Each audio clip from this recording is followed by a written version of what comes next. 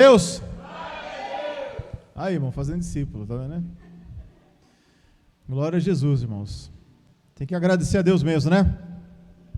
Para mim, irmãos, esses dias assim sempre passa rápido, né? Não sei para os irmãos, mas para mim sempre é gostoso. Oração, louvor, é bastante produtivo para mim, né? Eu sinto a graça, a presença de Deus. Eu espero que os irmãos também, né, saiam daqui essa noite, né, e o Espírito Santo já tenha falado com os irmãos. Amém, irmãos?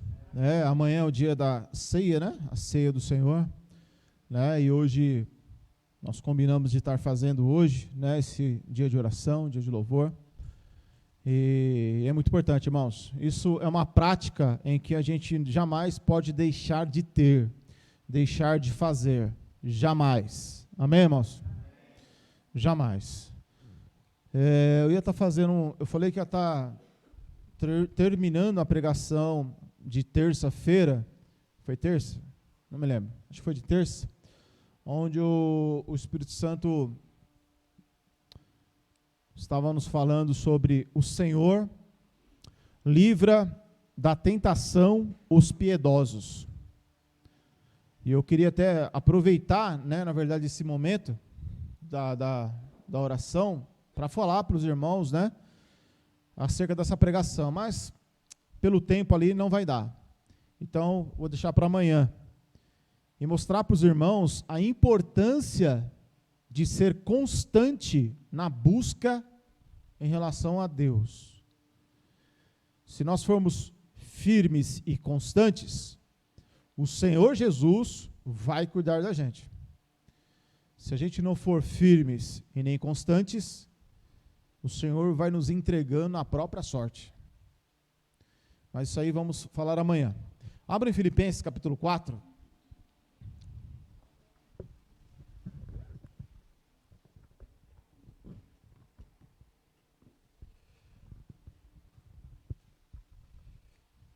Vamos orar um instante. Senhor Jesus. Filipenses 4, versículo 5.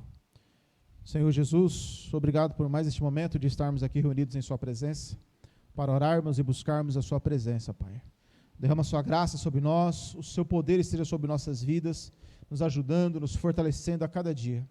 Opera com poder, com graça sobre cada um de nós, Senhor Jesus, pois precisamos do seu poder em nossas vidas e nossos corações. Sustenta, Senhor, e fortalece a cada um dos seus filhos. Obrigado, Senhor, por todas as coisas que o Senhor tem nos feito, o Senhor tem nos dado. Em nome do Senhor Jesus, acrescenta graça sobre cada um de nós e nos ajuda a crescer no poder do Teu Espírito Santo. Em nome do Senhor Jesus. Amém, irmãos? Filipenses capítulo 4, versículo 4, diz assim: regozijai-vos sempre no Senhor. Outra vez digo, regozijai-vos, quer seja, devemos nos alegrar no Senhor. Existem muitas coisas que nos alegram, mas aqui está dizendo para nos alegrar no Senhor. Então, quando que eu e você podemos nos alegrar no Senhor Jesus?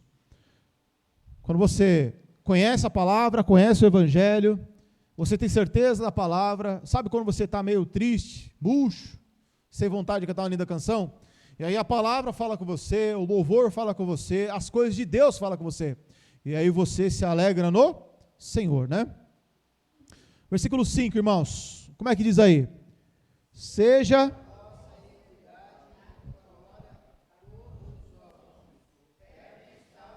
de novo, 1, 2, 3, todos juntos. Seja a vossa equidade notória a todos os homens, pertence ao Senhor. Todas as traduções está a vossa equidade? Aí deu uma piorada, né? Todas estão amabilidade ou equidade? Equidade. O que é uma pessoa com equidade? Equidade é o contrário do quê? Iniquidade. Iniquidade é o quê? Pecado. Equidade é o quê? A vontade de Deus sendo feita na sua vida. Então, quando diz, seja a vossa equidade notória. O que é uma coisa notória? Que todo mundo veja. Então, que seja a vontade de Deus esteja na nossa vida de tal forma que todos possam ver.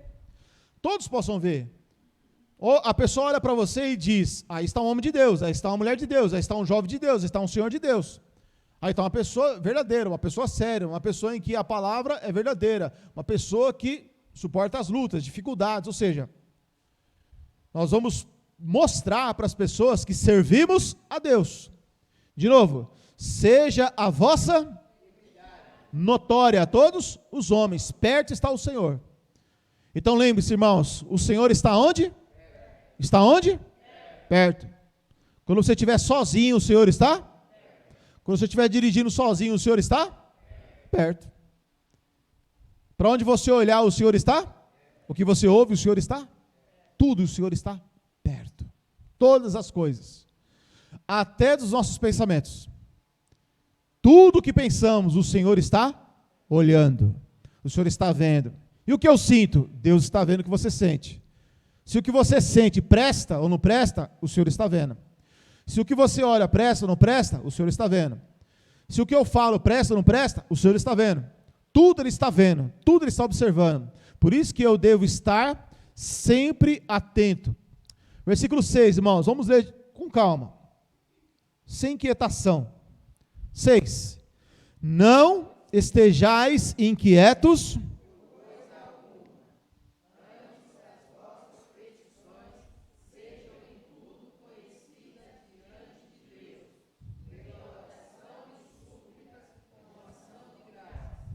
De novo, irmãos, mais uma vez, mais forte. Não.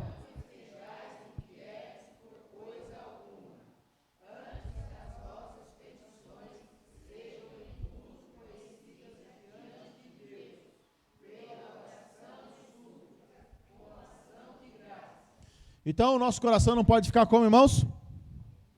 Inquieto. Quem é uma pessoa inquieta? A pessoa que balança o pé. Quem gosta de balançar o pé? Minha esposa ama balançar o pé. Lógico que não, né, irmão? Pessoa inquieta, a palavra diz, é um inquieto, né? Inquieto. Às vezes, você está aí sentado, sem mexer o pé, mas a sua mente pode estar inquieta. Às vezes, você pode estar na sua cama, deitado, com um travesseiro, pena de ganso, né? Um edredom, sei lá que marca, chique. Uma cama linda e maravilhosa, mas por dentro você pode estar inquieto. Inquieto. Então a palavra diz, não estejais inquietos por coisa alguma. Então a inquietação é uma coisa que vem com ansiedade. Ansiedade traz o que dentro de nós? Inquietação, preocupação. Então quando a palavra diz, não, por coisa. Então a inquietação ela nasce aonde, irmãos? Nos nossos pensamentos, preocupações, né? Preocupações, pensamentos, pensa no futuro, pensa no que vai acontecer, o que não aconteceu. Então a palavra vai dizer, irmão, que nós, seres humanos, somos pessoas inquietas. Inquietas. Ah, mano, eu não sou quieto não, eu sou sossegado, sou tranquilo. Às vezes é sossegado demais também. Está errado, né? Tem que ter equilíbrio. Não pode ser sossegado demais, também não pode ser inquieto. Tem que ser equilibrado. Se você é sossegado demais, você acaba não fazendo nada. Se você é inquieto demais, quer fazer tudo e também não faz nada, né? Então tem que ser equilibrado. A palavra diz que nós temos que ser o quê? Sal. Não é para ser salgado e nem é para ser insípido. Tem que ser sal na medida certa. Então tudo isso resolve aonde? Em que lugar? Vamos ler o texto de novo. 1, 2, 3. Espera aí, todos juntos agora, irmãos. 1, 2, 3. Senão vamos deixar inquieto. 1, 2, 3.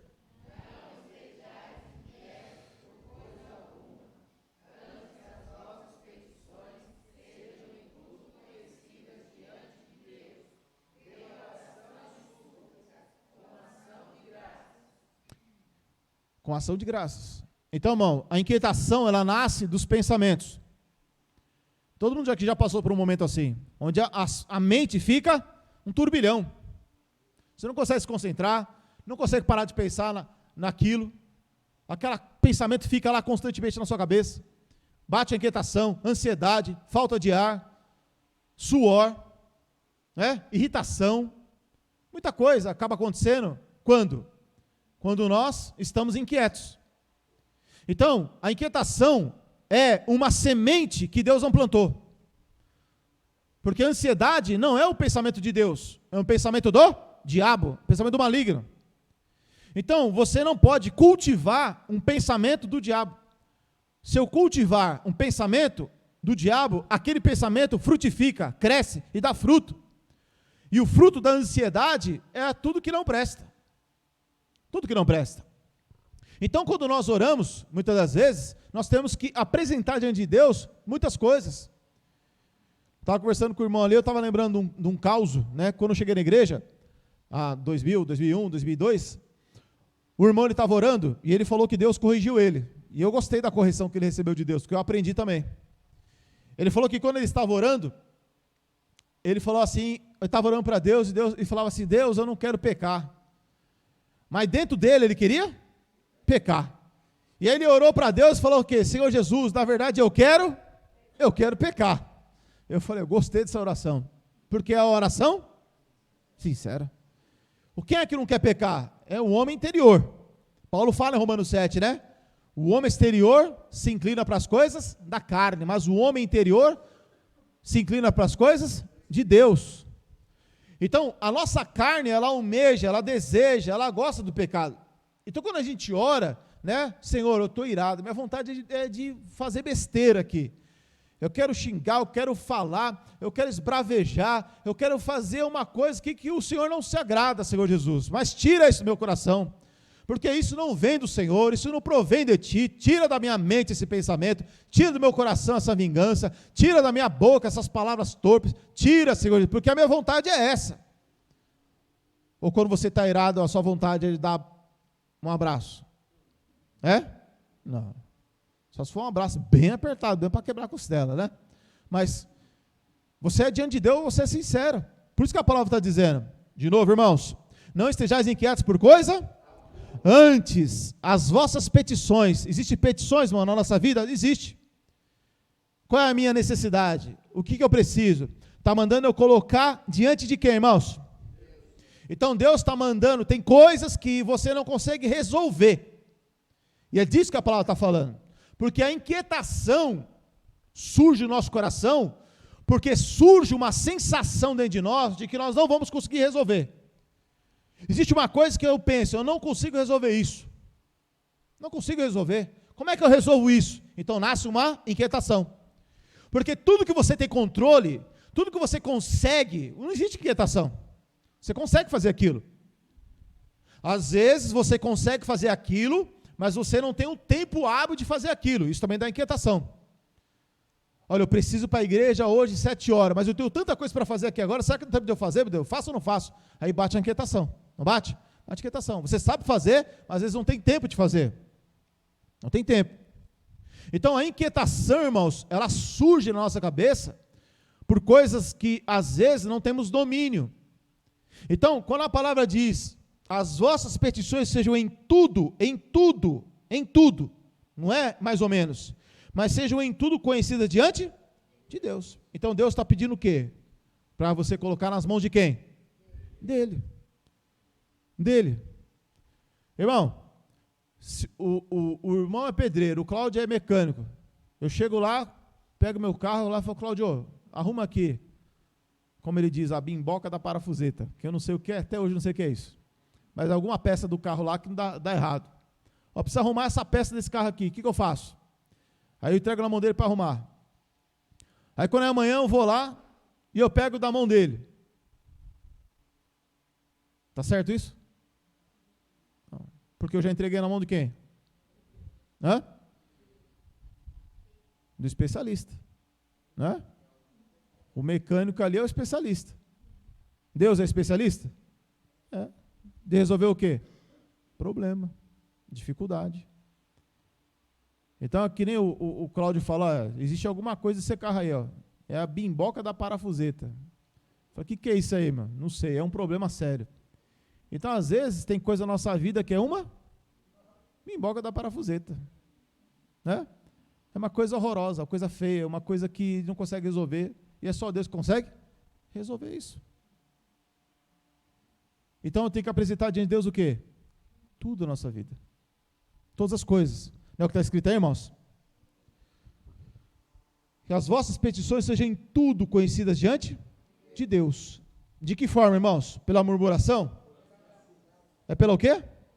É pelo quê? Oração. O que mais? E com ação? Então, muitas vezes, Deus não responde aquilo que não é apresentado. Não é apresentado.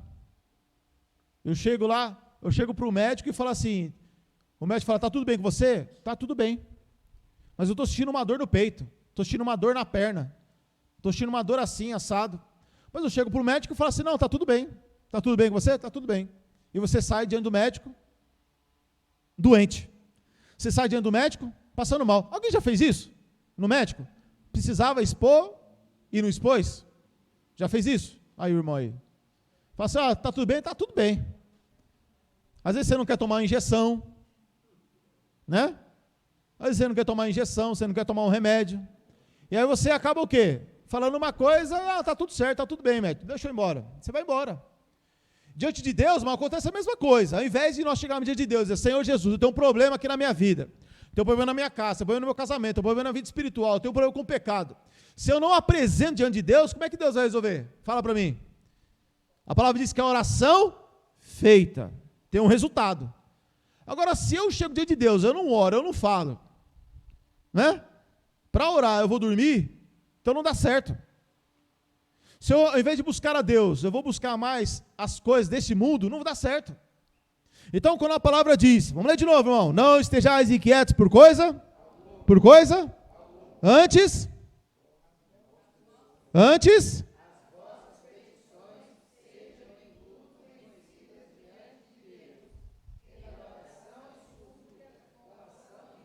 então se é tudo, irmão. Não chega diante de Deus fracionando as coisas.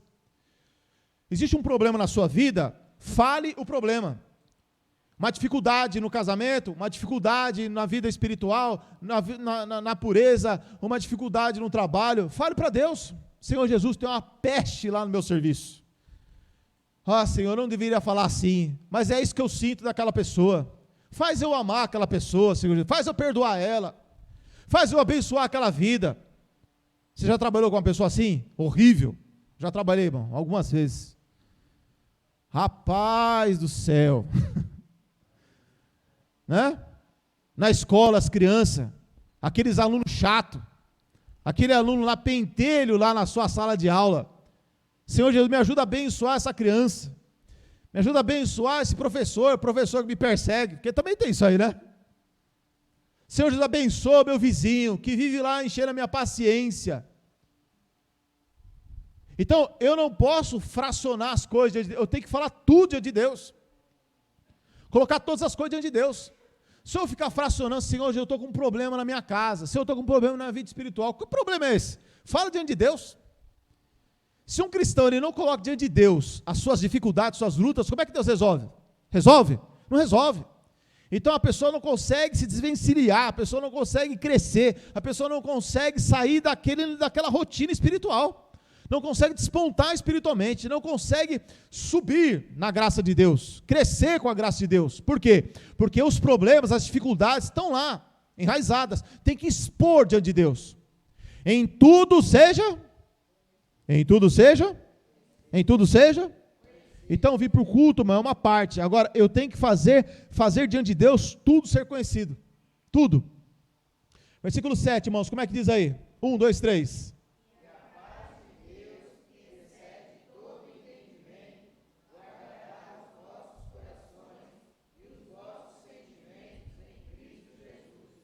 De novo, 1, 2, 3. Depois, versículo 6 está falando de súplica, oração, colocar tudo diante de Deus. Depois que você faz isso, presta atenção, irmão, você tem que fazer. Se um cristão não fazer isso, não tem conversa, não tem paz. Quer ter paz na sua vida? Quer ter paz na sua vida? Então, irmão, só sentado sem fazer nada não adianta. Para querer ter paz, tem que praticar isso aqui. Praticar o quê? O versículo 6, que é fazer o quê? Ir diante de Deus e colocar diante dele, sem filtro, colocar a necessidade, colocar o problema, colocar a verdade. Senhor Jesus, o negócio é esse aqui, estou de cara limpa. O meu coração é desse jeito, a minha vontade é essa, ou eu estou sem vontade nenhuma. Senhor, meu coração está frio, está gelado, estou parecendo que eu estou morando lá no Polo Norte, de tão frio que eu estou. Eu não quero orar, eu não quero ler a palavra, mas eu quero ter diante do Senhor a minha sinceridade. A minha sinceridade, Senhor, é essa. Eu não presto. Eu estou bom para ser jogado fora. Mas a tua palavra diz que quem vem a mim de maneira alguma, lançarei fora. Então eu estou aqui na sua presença, porque diante do Senhor é um trono de graça, é um trono de misericórdia, é o tempo de ser ajudado. Senhor, eu quero ser ajudado hoje, mas essa é a minha situação. Jesus falou, por exemplo, para aquela igreja lá de Laodiceia: vocês estão cegos, desgraçados, pobres, cegos, nu. Jesus falou um monte daquela igreja, mas Jesus falou: se alguém abrir a porta, se alguém ouvir a minha voz. Então aquela igreja, ela estava morta espiritualmente, aquela igreja lá. Porém Jesus falou: se vocês permitirem, se vocês ouvirem, então, irmão, pode ser o pior estado do cristão, pode ser o mais tenebroso, o mais sonolento, fica a dica, pode ser o pior de todos, irmãos, pior de todos.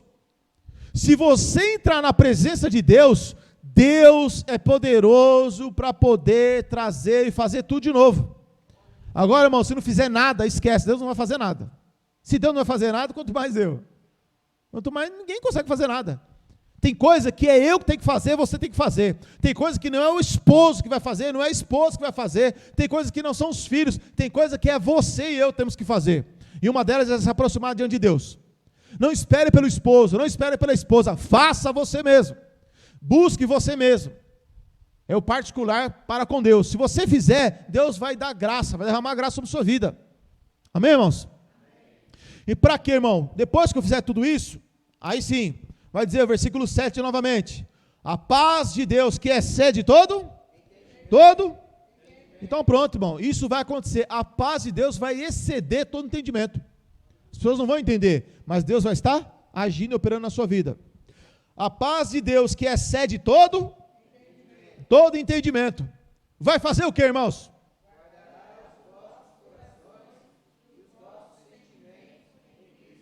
Vai guardar o coração e o sentimento, irmão. Existe uma coisa mais terrível do ser humano do que coração e sentimento? Não tem. Não tem, irmão. O sentimento é uma das maiores dificuldades do ser humano atualmente. O coração do ser humano, ele é enganoso desde criança. O coração do ser humano é enganoso, ele é perverso. O nosso coração está cheio de coisas que precisam de libertações. O nosso sentimento é um dos piores possíveis, o sentimento do ser humano. Um ser humano, irmão, magoado, com o sentimento da mágoa,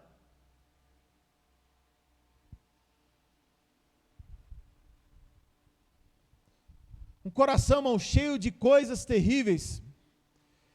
Irmão do céu, existe só uma forma para a gente poder ser livre disso, que é buscando a Deus, e a paz dele vai ser tão grande que vai guardar o nosso coração, que vai guardar os nossos sentimentos. Aonde?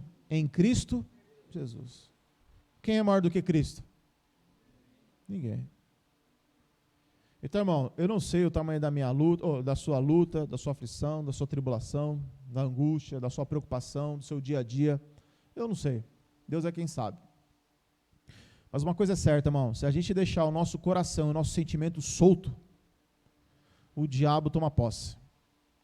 O diabo toma posse do nosso coração, do nosso sentimento, se ele ficar solto. Só existe uma forma do diabo não tomar posse do sentimento nem do nosso coração, é guardando ele em Cristo. Guardando em Cristo. Ou seja, quando o meu coração e o meu sentimento, a gente somos nascidos de novo, não somos? Você é nascido de novo? Você recebeu o Espírito Santo? Se você tem o Espírito Santo na sua vida, você já discerne o que é certo e o que é errado. O Espírito Santo, ele testifica o que é certo e o que é errado. Então o Espírito Santo, ele vai te conduzir para quê? Para você orar e suplicar a Deus. Quando você ora e suplica a Deus, Então, a paz começa a governar a sua vida. Se você não fizer e nós não fizermos isso, não haverá paz. Um coração sem paz, um sentimento sem paz, é tribulação na certa. É tragédia anunciada que vai acontecer na nossa vida. Então, irmãos, que nós possamos, diante de Deus, estar sempre orando, suplicando e com ação de graça e apresentando todas as coisas. E o seu coração vai passar a ter o quê, irmão? Confiança. Qual é o maior problema do ser humano? Confiança. Confiança. Existe um problema na nossa vida, eu preciso de confiança. Essa confiança, ela só vem através da paz. A paz, ela só vem porque eu entrego tudo para Deus na oração. Amém? Tem um problema na vida? Corre para Deus em oração. Súplica. Vem para o culto. Vem para a igreja. Tem um problema? Não se afasta da igreja. Porque isso aí é falta de sabedoria. Não é? Eu conheci uma irmã que ela dizia assim, eu não vou para a igreja. Por quê? Porque eu não estou bem. Mas rapaz,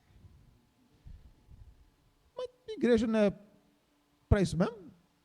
Porque na igreja você vai e você vai ouvir a palavra, vai orar, vai se entregar. Então quando você está mal, vem para o culto. Não é? Amanhã é ceia, por exemplo. Às vezes a pessoa fica com um sentimento de culpa, né? Ah, não vou tomar ceia, não sei o que e tal. De repente você vem para o culto e Deus fala com você, resolve aquele problema, você é perdoado e você segue a vida. Então a gente precisa ter o quê? Confiança. Amém, irmãos? Vamos agradecer ao nosso Deus, que o horário já deu, né?